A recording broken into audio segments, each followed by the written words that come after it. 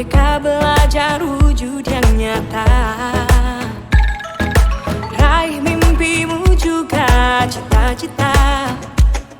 Generasi emas Indonesia. Profil pelajar Pancasila tanamkan di dalam dada. Kasus 1. Bayangkan jika Anda adalah seorang guru matematika di kelas 7. Saat ini, Anda hendak menyampaikan materi mengenai matematika sosial, yakni mencari nilai rata-rata atau MEAN. Untuk memudahkan peserta didik dalam memahami pembelajaran, Anda mencoba untuk membuat urutan atau langkah-langkah yang perlu diikuti oleh peserta didik agar dapat mencari nilai rata-rata pada sebuah soal. Anda meminta kepada peserta didik untuk mengerjakan soal yang Anda berikan. Hasilnya, peserta didik mampu mengerjakan dengan benar sesuai dengan langkah yang telah Anda siapkan.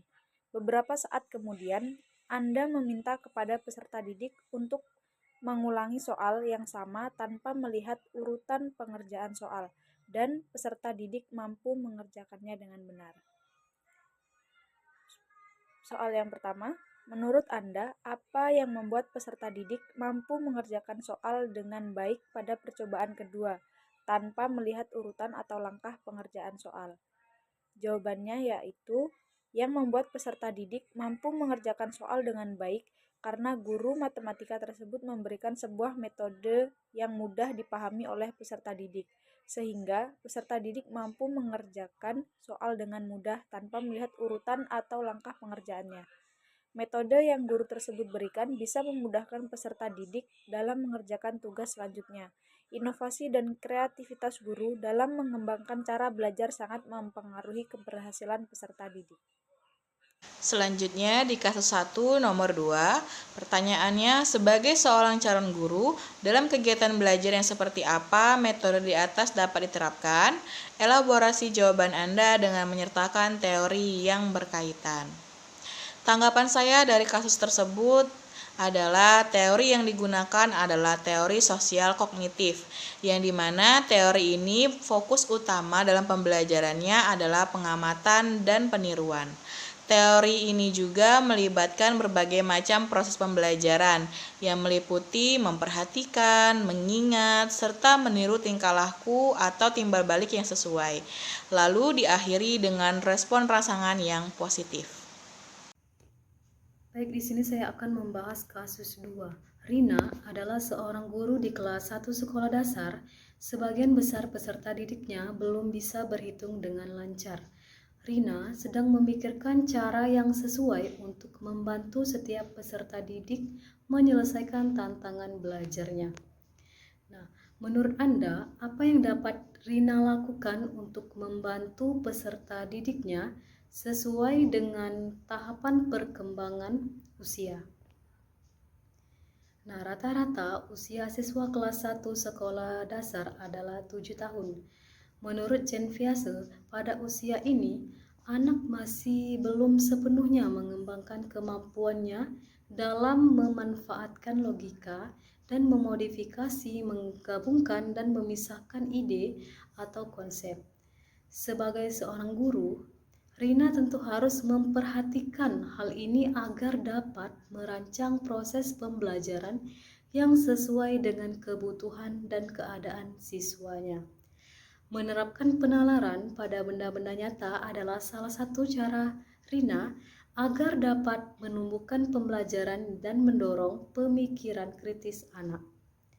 Untuk melakukan hal tersebut, salah satu caranya dengan menggunakan alat bantu belajar yang ada di dekat siswa, seperti buku, penggaris, pensil, dan spidol. Barang-barang tersebut dapat dijadikan media oleh Rina untuk siswa yang belajar berhitung. Selain itu, Rina juga bisa menawarkan anak-anak secara tidak langsung diajarkan berhitung melalui bermain congklak, mencocokkan angka dan gambar, dan menyanyikan lagu tentang angka. Nah, mengapa Anda menyarankan hal tersebut? Elaborasi jawaban Anda dengan menyertakan teori yang berkaitan. Jadi, Kegiatan pembelajaran yang kami sarankan di atas sangat erat kaitannya dengan teori belajar konstruktivisme. Melalui penyediaan benda-benda di sekitarnya dan permainan lain yang berhubungan dengan berhitung, siswa secara tidak langsung dihadapkan pada skenario dunia nyata, guna menghasilkan pengalaman baru yang dapat diterapkan untuk mengatasi permasalahan yang mereka hadapi. Hal ini sesuai dengan gagasan inti teori pembelajaran konstruktivisme yang menyatakan bahwa guru harus memandang siswanya sebagai pembelajar aktif yang secara aktif membangun pemahaman dan memahami materi. Terima kasih. Kasus 3. Made adalah seorang guru yang mengajar di salah satu sekolah negeri wilayah Bali. Ia mengampu mata pelajaran bahasa Indonesia. Ia hendak mengajarkan materi teks deskripsi pada peserta didiknya. Pada buku cetak yang menjadi panduannya saat mengajar, terdapat beberapa contoh teks deskripsi menceritakan tentang bangunan-bangunan pencakar langit yang ada di ibu kota. Dengan memperhatikan latar belakang setiap peserta didiknya, Made pun mencoba untuk memberikan contoh berbeda. Ia memberikan contoh teks deskripsi tentang pantai dan makanan khas di Bali.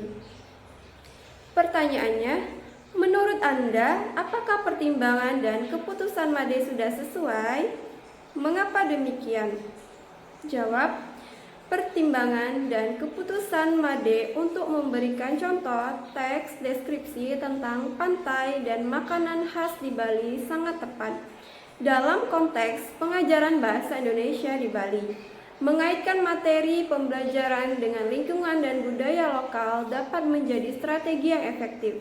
Ini dapat membuat pembelajaran lebih relevan dan menarik bagi peserta didik, karena mereka dapat lebih mudah mengaitkan materi dengan pengalaman dan realitas sekitar mereka.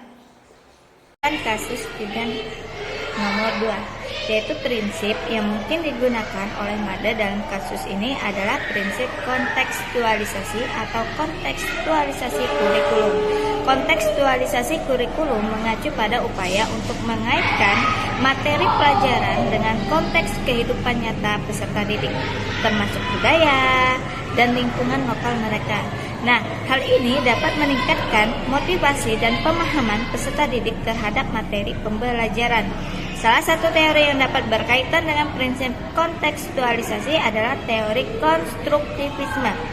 Nah, menurut teori konstruktivisme, itu pembelajaran yang efektif terjadi ketika siswa dapat mengonstruksi pengetahuan mereka sendiri melalui interaksi dengan lingkungan dan pengalaman nyata, dengan mengaitkan materi pelajaran dengan realitas lokal.